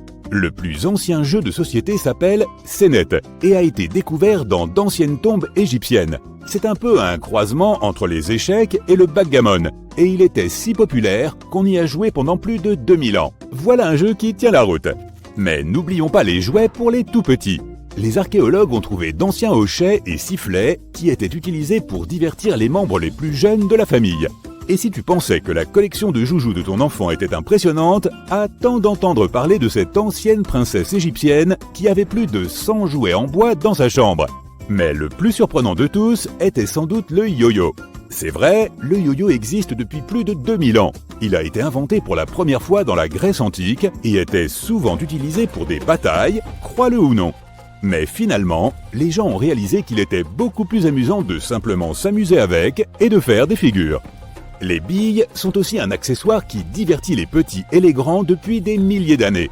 Dans la civilisation de la vallée de l'Indus, les archéologues ont trouvé des traces de billes datant d'il y a environ 5000 ans. À cette époque, on les fabriquait à partir de toutes sortes de choses. Tu as envie de deviner ? D'accord, je vais te le dire. Des noyaux de fruits et de petits morceaux de pierre lissée. C'est vrai, ces enfants de l'Antiquité faisaient preuve de créativité avec leurs jouets. Certains artisans sont même allés plus loin et ont fabriqué des billes en argile. Revenons aux Égyptiens de l'Antiquité et à leurs adorables bateaux miniatures faits d'ivoire, de bois et d'argile. Ces figurines peuvent être reconnues comme des jouets. Nous autres, les humains, disposions autrefois de pouvoirs quasi surnaturels. Mais ils ont tous disparu depuis bien longtemps, car de telles aptitudes sont devenues inutiles. De sorte que l'évolution nous en a débarrassés. Par exemple, l'une de ses capacités était le sommeil d'hibernation. Oui, cela ne semble pas aussi stylé que la téléportation ou le pouvoir de voler. Mais dans notre monde moderne, cela pourrait être fort utile. Imaginez que vous vous couchiez avant l'hiver et que vous vous réveilliez au printemps. Pas de temps morose, pas de dépenses d'argent pour la nourriture durant cette période. Juste un long sommeil profond. Ainsi, peut-être que nos anciens ancêtres hominidés, plus proches des primates que des humains, étaient capables d'entrer en hibernation prolongée. C'était il y a environ 500 000 ans, des centaines de millénaires avant l'apparition des premiers Homo sapiens. Les hominidés de cette époque vivaient dans des grottes au moment de cette ère glaciaire et plongeaient dans un long sommeil afin d'y survivre. Ce n'est pas un fait confirmé cependant, mais les scientifiques ont émis quelques suppositions à ce sujet. Des paléontologues ont découvert de nombreux fossiles de nos ancêtres à l'intérieur d'une grotte en Espagne. L'analyse a montré que ces hominidés manquaient de vitamine D et de réserves de graisse. Ces étranges indices tendent à montrer que les habitants de ces grottes auraient pu être en état d'hibernation. Peut-être que leur métabolisme ralentissait et que leurs réserves de graisse et de vitamines s'amenuisaient peu à peu pour permettre leur survie pendant ce long sommeil.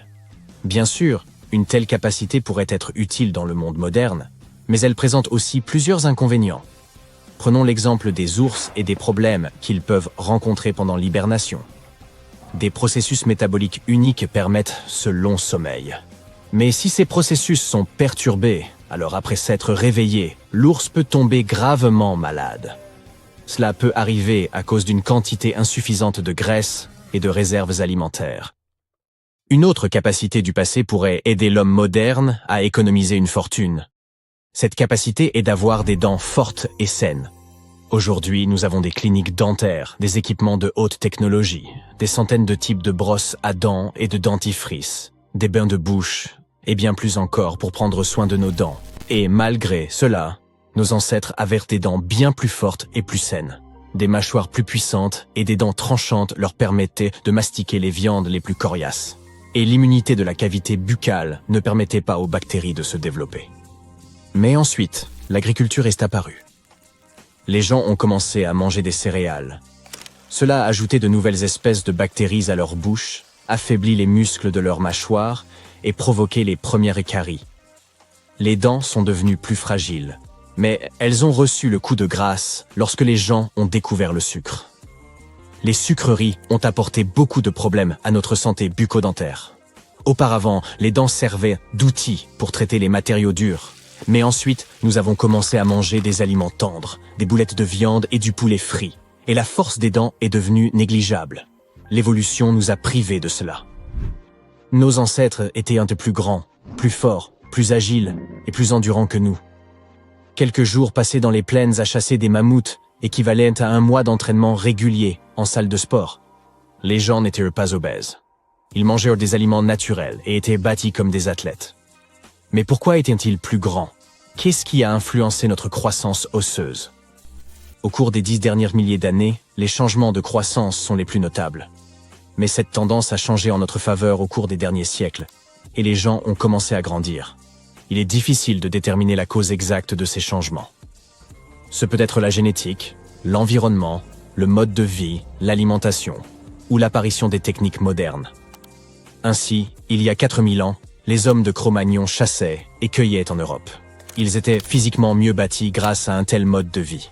Leurs ancêtres avaient émigré depuis l'Afrique, ce qui expliquait en partie leur grande taille. Des os plus longs étaient utiles pour s'adapter au chaud climat africain. Mais après 3000 ans, la croissance de ces hommes a fortement diminué en raison de l'arrivée d'un temps plus froid et du développement de l'agriculture. Nos ancêtres ont traversé des périodes de famine, et leurs corps se sont rabougris au fil du temps pour s'adapter à un régime plus restreint. De plus, vivre au contact du bétail a provoqué l'émergence de nouvelles maladies, et tout cela a affecté l'apparence de nos ancêtres. On ne rencontre presque plus de tels problèmes à présent. Nous avons la possibilité de manger des aliments sains, de recevoir des soins médicaux et de prendre des suppléments. Tout cela nous a permis de grandir de quelques centimètres de plus. Mais un tel changement dans le corps humain reste toujours un mystère. Nous avons atteint aujourd'hui un stade de développement jamais égalé. Nous pouvons devenir des sommités en neurosciences et en physique thermonucléaire, créer des ordinateurs surpuissants, avoir accès à toutes les connaissances du monde et étudier les profondeurs infinies de l'espace. Mais pour une raison quelconque, nos cerveaux sont devenus beaucoup plus petits que ceux des gens qui vivaient il y a plusieurs milliers d'années. Mais comment est-ce possible, étant donné que nos ancêtres ne s'adonnaient qu'à l'agriculture, au commerce et à la fabrication d'outils rudimentaires? Puis sont apparues les grandes villes, l'architecture, l'art et la technologie. Et pendant tout ce temps, notre cerveau rétrécissait à mesure que l'humanité progressait. Il a même perdu un volume équivalent à celui de 4 balles de ping-pong. La raison n'est pas que les gens étaient plus intelligents dans le passé. Le volume du cerveau n'est pas vraiment lié au développement intellectuel. Il est en revanche possible que leur cerveau ait rétréci à cause de la collectivité. Pour comprendre ce que cela signifie, observons plutôt les fourmis. Des scientifiques ont mesuré la taille du cerveau de certaines espèces. Ils ont remarqué que les espèces qui entretenaient des systèmes sociaux complexes présentèrent des cerveaux plus petits. Cela signifie que si une fourmi interagit étroitement avec d'autres fourmis et partage son travail avec elles, son cerveau réduit. Le partage des tâches au sein d'une même espèce contribuerait donc à la réduction de cet organe, ses capacités cognitives se retrouvant ainsi réparties entre différents groupes effectuant différents travaux. On dirait que plus un cerveau se décharge ses fonctions, plus il devient petit. Autrement dit, si vous vivez isolé sur une île, pratiquez l'agriculture et la pêche et construisez votre maison tout seul, alors votre cerveau devient plus gros. Mais dans une grande société complexe, où toutes ces fonctions sont réparties parmi de nombreux membres, le cerveau humain rétrécit. En un sens, l'intelligence devient collective. Mais à quel moment de notre existence l'intelligence humaine est-elle devenue aussi collective qu'elle pouvait l'être? C'est lorsque l'écriture est apparue, soit environ 2000 ans avant le début du rétrécissement de nos cerveaux.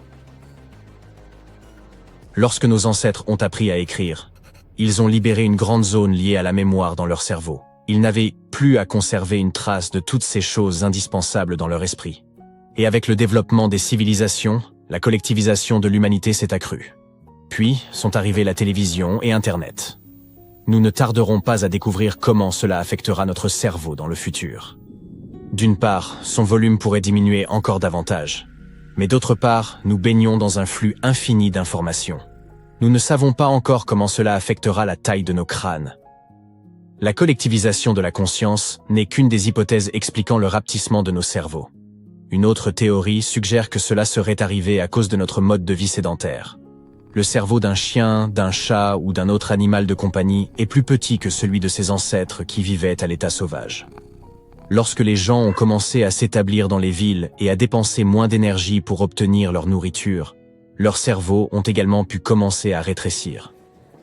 En plus de la taille du cerveau, les humains ont subi de nombreux changements. L'humanité présente désormais une grande variété d'apparences, que les premiers Homo sapiens ne connaissaient pas. Dans un lointain passé, chacun possédait les mêmes propriétés physiques caractéristiques d'une région particulière. Par exemple, une silhouette courte et trapue était typique des gens vivant dans des environnements froids. La surface corporelle d'une personne de petite taille aide à mieux conserver la chaleur.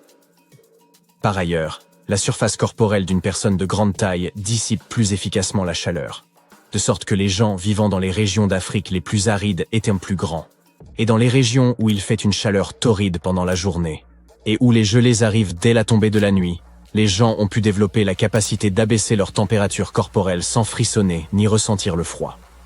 Ce phénomène concerne particulièrement les tribus aborigènes qui peuplent le désert central d'Australie. L'environnement affecte les caractéristiques externes presque autant que la génétique. Et au cours des 40 derniers milliers d'années, l'évolution n'a fait qu'accélérer. La capacité à voyager et l'accroissement de la population humaine ont contribué au mélange de différents groupes ethniques à travers la planète, ce qui a également favorisé une certaine diversité dans l'évolution. Il semble que l'humanité n'ait pas encore atteint le point culminant de son évolution. Et peut-être qu'il n'y a pas vraiment de limite à cela. Quand tu entends parler de ruines anciennes, tu ne les imagines jamais suspendues quelque part, ou simplement accrochées à la branche d'un arbre, n'est-ce pas? En fait, pour la plupart des objets anciens que nous avons exposés dans les musées du monde entier, les archéologues ont fait un travail de fouille impressionnant. Tu vois, les bâtiments ont cette drôle de façon de se dégrader avec le temps si l'on n'en prend pas soin correctement. Parfois, nous devons réutiliser certains matériaux de construction et une bâtisse plus ancienne peut alors être sacrifiée dans le processus. D'autres fois, les maisons sont abandonnées et dès qu'elles sont exposées aux éléments en surface, comme la pluie ou le soleil, elles n'ont plus aucune chance. Certaines s'écroulent tout simplement sous l'effet de la bonne vieille érosion. La seule façon pour un édifice de survivre à l'épreuve du temps est d'être enterré en profondeur. Mais comment ces architectures finissent-elles par être enterrées? C'est une véritable comédie d'erreurs. Les villes anciennes avaient l'habitude d'élever progressivement le niveau de leur sol, comme un enfant qui ajoute des garnitures à sa coupe glacée. En effet, ces colonies étaient toujours occupées à collecter de la nourriture et des matériaux de construction pour faire face à l'augmentation constante de leur population. Mais qui a le temps de s'occuper des déchets et des ordures? À l'époque, ce n'était pas vraiment une priorité sur leur liste de tâches. Ainsi, lorsqu'il s'agissait de construire de nouvelles maisons, les civilisations anciennes économisaient leur sueur et leurs larmes en empilant les décombres et en construisant directement dessus. Mais ce n'est pas tout. De temps en temps, les rivières entrent en crue et déposent une couche de sédiments sur le sol des villes. Cela a pour effet d'encapsuler encore davantage ces anciennes constructions. Et dans les régions sèches, comme le désert, où le vent aime à montrer ses mouvements de danse de sable et de poussière, tu peux parier que c'était une lutte constante pour garder les établissements propres. Un exemple hilarant est celui du Sphinx, dont la tête était enfouie dans le sable jusqu'à ce qu'un groupe d'archéologues le mette au jour en 1917. Certaines villes anciennes ont fini par être recouvertes parce qu'elles étaient complètement abandonnées. Avec moins d'activité humaine pour contrôler leur expansion, les graines de plantes n'ont pas pu résister à l'opportunité et ont germé un peu partout. Elles ont absorbé le dioxyde de carbone de l'air et se sont développées, ajoutant de plus en plus de volume au sol. Scieuses racines effrontées ont même décidé de stabiliser le sol constitué de matière végétale en décomposition, créant ainsi plusieurs couches de terre. C'est comme si Mère Nature s'était lancée dans un ultime projet de bricolage, avec les plantes comme fidèles auxiliaires. Fouiller dans les secrets des civilisations anciennes, ce n'est pas seulement déterrer un monde perdu, c'est aussi une quête épique pour révéler les trésors cachés sous les couches de l'histoire. Mais comment les archéologues savent-ils d'abord où creuser? Si tout est recouvert de multiples couches de sédiments, de débris et de racines de plantes, ils doivent avoir une sorte de système auquel ils se fient avant de se lancer dans un nouveau projet, n'est-ce pas? Tout d'abord, ce ne sont pas toujours eux qui suggèrent des fouilles archéologiques à tel ou tel endroit. Je m'explique. Supposons que tu sois un entrepreneur et que tu souhaites construire un nouveau complexe d'appartements luxueux dans ta ville. Cependant, certaines législations locales imposent des exigences avant que ton projet ne puisse démarrer. Par exemple, avant de commencer à construire sur un terrain, il peut être nécessaire de faire appel à des spécialistes pour vérifier le sol. Scieuses personnes intelligentes peuvent être des archéologues, des géologues ou des paléontologues, et elles doivent garder un œil sur le processus en phase de développement. En cas de découverte d'artefacts ou d'écofacts, termes savants pour désigner des vestiges organiques, ces experts interviennent pour les fouiller et les étudier. Mais qu'en est-il des sites qui n'ont rien à voir avec les bulldozers et les chapeaux jaunes? Les archéologues ont plus d'un tour dans leur sac lorsqu'il s'agit de localiser les points chauds de l'Antiquité. Ils plongent dans les archives historiques et font un travail de détective. En recherchant de vieux documents et de vieilles cartes, ils peuvent reconstituer le puzzle de l'activité humaine dans une région donnée. Si un site a déjà été visité, c'est encore mieux. La découverte de traces de fouilles antérieures ou de récits historiques peut donner aux archéologues de nombreuses informations sur les endroits où poursuivre leur chasse au trésor. Avant de commencer à manier leur pelle, les archéologues se livrent à une sorte de balayage visuel. Armés d'un système de quadrillage, ils se promènent sur le site, à l'affût de tout artefact susceptible de se cacher juste sous la couche supérieure de la terre. Qu'il s'agisse d'outils en pierre taillée, de verres historiques ou même d'anciennes décharges, oui, elles ont aussi de la valeur. Ces explorateurs à l'œil vif peuvent repérer des signes d'activité humaine plus rapidement que la plupart des gens. S'ils tombent sur un hamac coquillé, terme savant pour désigner un dépôt d'ordures, ils savent avec certitude que l'homme a jadis habité cet endroit. Les archéologues ne se contentent pas de leur fidèle pelle. Ils disposent d'un arsenal de gadgets pour les aider dans leur recherche de merveilles cachées. Les outils géophysiques sont en quelque sorte leurs armes secrètes. Prenons l'exemple du résistivimètre. Cet appareil astucieux mesure la composante électrique du sol et tout élément ou artefact enfoui. Un mur enterré, par exemple, produira une résistivité différente de celle du sol environnant. Les magnétomètres et les géoradars fonctionnent de la même manière. mettant en évidence les indices potentiels de trésors anciens dans le sol. Et qui pourrait oublier notre vieil ami, le GPS? Il aide les archéologues à cartographier des emplacements précis, comme une carte au trésor high-tech les menant directement à leur peau d'or. Tu souhaites visiter virtuellement certains des sites archéologiques les plus importants du monde? Suis-moi. Au Royaume-Uni, par exemple, tu trouveras cet endroit intéressant appelé Stonehenge. C'est l'un des nombreux Henges répartis dans le pays, mais celui-ci est vraiment exceptionnel. Imagine cela. Des pierres anciennes et massives se dressent fièrement, disposées sous forme d'un anneau à l'extérieur et d'un fer à cheval à l'intérieur, avec quelques pierres plus petites pour faire bonne mesure. Et devine quoi? Ces pierres étonnantes existent depuis plus de 5000 ans. C'est ce que l'on appelle une longévité à toute épreuve. C'est là que les choses deviennent intéressantes. Selon le folklore local, le légendaire magicien Merlin a sorti sa baguette magique et a téléporté ces pierres massives depuis l'Irlande. Apparemment, des géants les avaient assemblées là-bas, mais Merlin a décidé qu'elles seraient bien plus belles à leur nouvel emplacement. D'autres pensent qu'il s'agit simplement des ruines d'un ancien édifice spirituel romain. Ces structures étonnantes ont été construites par nos ancêtres de l'âge du bronze. Avec leurs outils simples et leur technologie limitée, ils ont réussi à créer ce chef-d'œuvre monumental. Impressionnant, non? Malheureusement, nous ignorons encore beaucoup de choses sur cette région. L'objectif initial de Stonehenge reste encore aujourd'hui un mystère. Certes, il existe de nombreuses théories, mais les scientifiques ne sont pas encore parvenus à se mettre d'accord sur le sujet. On sait cependant qu'il est parfaitement aligné pour accueillir le lever du soleil lors des solstices d'été et d'hiver. L'ancienne ville de Pompéi est un site archéologique tout aussi étonnant. Imagine un peu, le Vésuve, un fauteur de troubles notoires, a décidé de piquer une crise volcanique et a complètement recouvert cette ancienne ville romaine. Il l'a transformée en capsule temporelle, située à l'extérieur de l'actuelle Naples, en Italie. En 1748, une bande d'explorateurs aventureux est tombée sur Pompéi.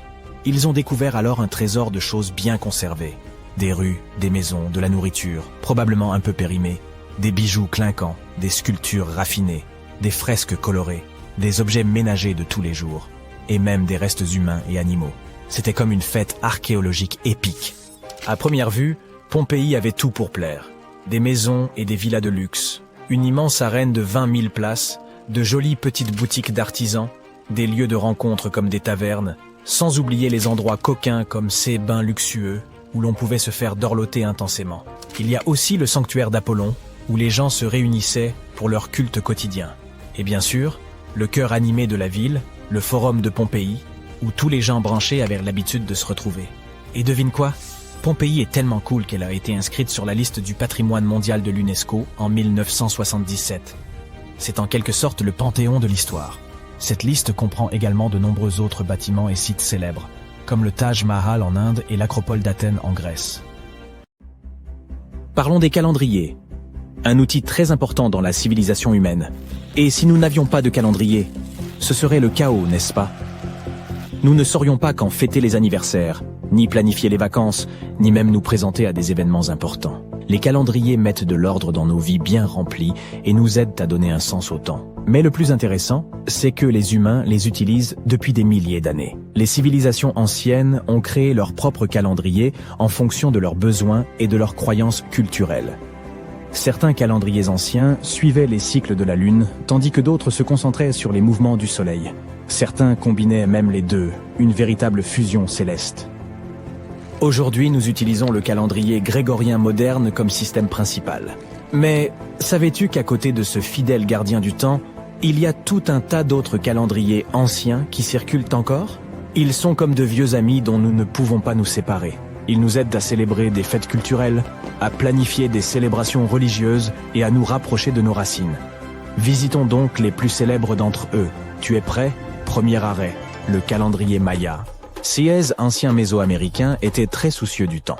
Leur calendrier était une combinaison de cycles lunaires et solaires, comme un mélange cosmique. Il comportait différents cycles à l'intérieur des cycles, ce qui le rendait incroyablement complexe. C'est comme résoudre un puzzle spatial. Bien sûr, nous ne pouvons pas oublier les anciens Égyptiens et leur calendrier impressionnant. Ils utilisaient un système solaire et tenaient à l'aligner avec les crues du Nil. Une façon de rester en phase avec les rythmes de la nature. Enfin, le calendrier aztèque est une œuvre d'art en soi. Il s'agit d'un mélange fascinant de cycles solaires, lunaires et rituels. Sa sculpture de pierre complexe, la pierre du soleil, est comme un chef-d'œuvre cosmique qui capture l'essence du temps. Ces calendriers anciens ne se contentaient pas de marquer les jours et les mois. Ils étaient chargés d'une signification culturelle, de rituels religieux et d'événements historiques. Ils sont comme de petites capsules temporelles qui nous relient à nos ancêtres et contribuent à préserver leur sagesse et leur tradition. Mais le plus intéressant, c'est que certains de ces calendriers sont encore utilisés aujourd'hui. Par exemple, le calendrier chinois. Celui-ci existe depuis des siècles et guide les festivités et les traditions chinoises. En effet, au lieu de suivre le soleil comme dans nos calendriers habituels, le calendrier chinois s'intéresse de près au mouvement de la lune dans le ciel. Chaque mois commence par une nouvelle lune et a son propre rythme, et l'année compte 12 mois lunaires. Mais il y a un hic, les mois lunaires ne correspondent pas toujours parfaitement à notre année normale. Ainsi, de temps à autre, le calendrier chinois ajoute un mois supplémentaire pour rester en phase avec les saisons.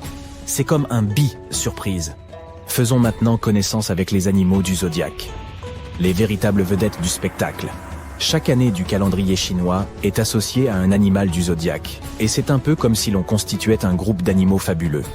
Les animaux du zodiaque sont au nombre de 12, comme une équipe sauvage fantastique. Il y a le rat intelligent, le tigre courageux, le dragon gracieux, et bien d'autres encore. Si tu es né une certaine année, on dit que tu as les traits de cet animal du zodiaque. Imagine alors qu'un singe ou un tigre soit la mascotte de ton emploi du temps. Mais comment le calendrier décide-t-il de l'animal qui sera mis en vedette chaque année? La légende raconte qu'il y a eu une grande course entre les animaux. L'astucieux rat s'est accroché au dos du buffle et a remporté la course en sautant sur la ligne d'arrivée. C'est pourquoi le rat donne le coup d'envoi du cycle du zodiaque. Reprenons donc ce cycle. Connais-tu le signe de l'animal de ton année de naissance? Il te suffit de chercher sur Google et de jeter un coup d'œil aux animaux. Vois si tu as l'un ou l'autre de ces traits de caractère. Une fois que l'intelligent rat a eu son moment de gloire, c'est au tour du puissant buffle d'entrer en scène. Le buffle est connu pour son travail acharné et sa détermination, comme l'ami fiable et volontaire qui assure toujours tes arrières. Après le buffle, c'est l'intrépide tigre qui entre en scène. Avec ses rayures majestueuses et son regard féroce, le tigre apporte une touche d'excitation et d'aventure. C'est un ami félin audacieux prêt à explorer le monde avec toi. Après le rugissement du tigre, le lapin rusé fait son apparition. Imagine un adorable lapin pelucheux, toujours prêt à apporter douceur et harmonie. Le lapin ajoute une touche de douceur et de créativité au défilé du zodiaque, comme une douce brise un jour de printemps. Vient ensuite le dragon, audacieux et fougueux. Cette créature légendaire occupe la scène avec sa présence majestueuse et ses pouvoirs mythiques. C'est comme un ami mystique qui remplit l'air de magie et d'émerveillement. Après le dragon, le serpent, sage et intuitif, se glisse dans la pièce. Cet ami serpentin apporte sagesse et perspicacité, comme un guide qui navigue dans les méandres de la vie. Il est toujours bon d'avoir un confident sournois et intelligent à ses côtés. Le suivant est le cheval, vif et enjoué. Imagine le vent dans tes cheveux alors que tu montes à cheval dans un champ dégagé. Une personne de type cheval peut avoir un esprit aventureux et être toujours prête pour un voyage palpitant. Ensuite, il y a la chèvre, gracieuse et élégante. Avec sa nature douce et son esprit nourricier, la chèvre apporte la paix et l'harmonie au zodiaque. C'est une amie bienveillante sur laquelle on peut s'appuyer en cas de besoin. Après la chèvre, le singe espiègle entre en action. Ce farceur vif et intelligent ajoute une dose d'amusement et de rire à la fête. C'est un compagnon enjoué qui peut transformer tout moment ennuyeux en une folle aventure. Après le singe, le coq, fier et sûr de lui, se pavane. C'est un oiseau magnifique. Le coq apporte confiance et assurance à l'équipage du zodiaque, comme un leader naturel. Ensuite, c'est au tour du chien, loyal et diligent, de remuer la queue. Cet ami fidèle apporte loyauté, honnêteté et beaucoup d'amour à la famille du zodiaque. Les chiens sont connus pour être des compagnons de confiance qui restent toujours à tes côtés. Enfin, nous avons le cochon, sage et doux, avec son museau mignon et ses petits couinements satisfaits. Le cochon incarne la générosité, la gentillesse et l'abondance. C'est un compagnon qui sait apprécier les bonnes choses de la vie et qui apporte de la joie partout où il va. Et voilà, le défilé des animaux du zodiaque dans toute sa splendeur. Le calendrier chinois a également une particularité, le yin et le yang. Il associe chaque animal du zodiaque à l'un des 5 éléments, le bois, le feu, la terre, le métal ou l'eau. Cela donne encore plus de personnalité à l'ensemble. C'est comme si l'on ajoutait une épice à ton cocktail d'animaux du zodiaque. Le calendrier chinois continue de guider les festivités telles que le vibrant Nouvel An chinois. Il aide également les gens à déterminer les périodes les plus propices aux événements importants de la vie. Tu dois organiser un mariage? Consulte le calendrier. Tu veux créer une entreprise? Oui, le calendrier est là pour t'aider. C'est un peu comme si une diseuse de bonne aventure te guidait dans les méandres de la vie. La prochaine fois que tu verras le calendrier chinois, n'oublie pas qu'il s'agit d'une célébration de la magie lunaire, des merveilles animales et des traditions culturelles. Nous allons maintenant nous plonger dans le calendrier hindou. Ce calendrier est axé sur les cycles et les rythmes cosmiques.